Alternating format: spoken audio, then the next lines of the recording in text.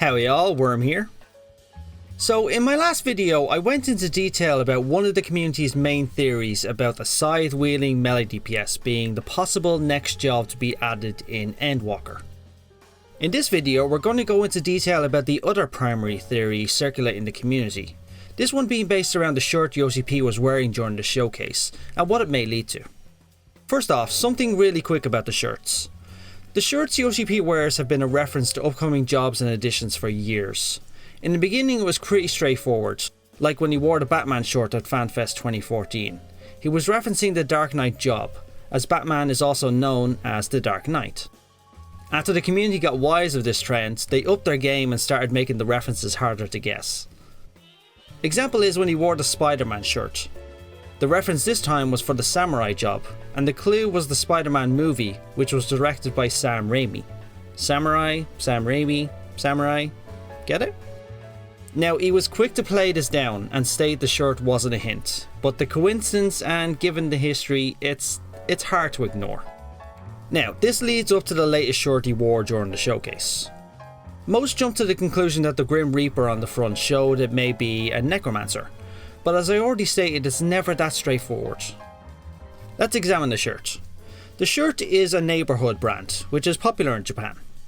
It references The Filth and the Fury, which is a documentary, or rockumentary rather, about the punk rock band Sex Pistols from the 1970s. Now there's a lot to speculate there already, but since we've already had it confirmed that the new job is in melee DPS, let's continue on. The documentary this shirt references was directed by a person named Julian Temple.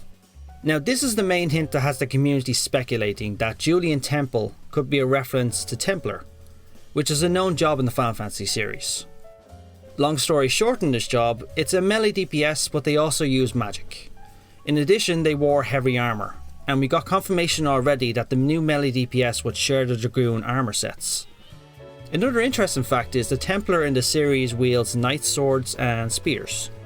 What makes the Templar unique compared to the other jobs is that he can also wield magic, but not to a level that a pure magic caster can wield.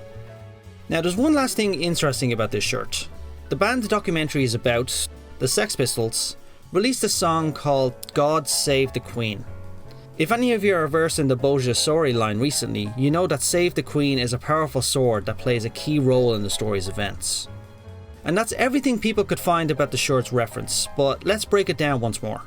The shirt, a reference to The Filth and the Fury, a documentary directed by Julian Temple, about a band called the Sex Pistols, who also have a song titled God Save the Queen. Now this is all pure theory and speculation, something we all love to do, especially myself. We could be right on the money, we could be completely wrong, and in all honesty, YoshiP could just be intentionally leading us down a rabbit hole to keep us guessing, just to kind of make the job a surprise. But what do you all think?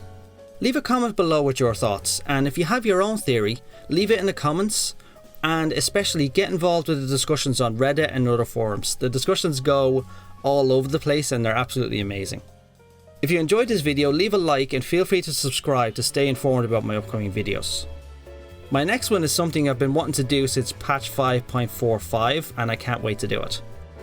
Thanks all, and as always, have a good one.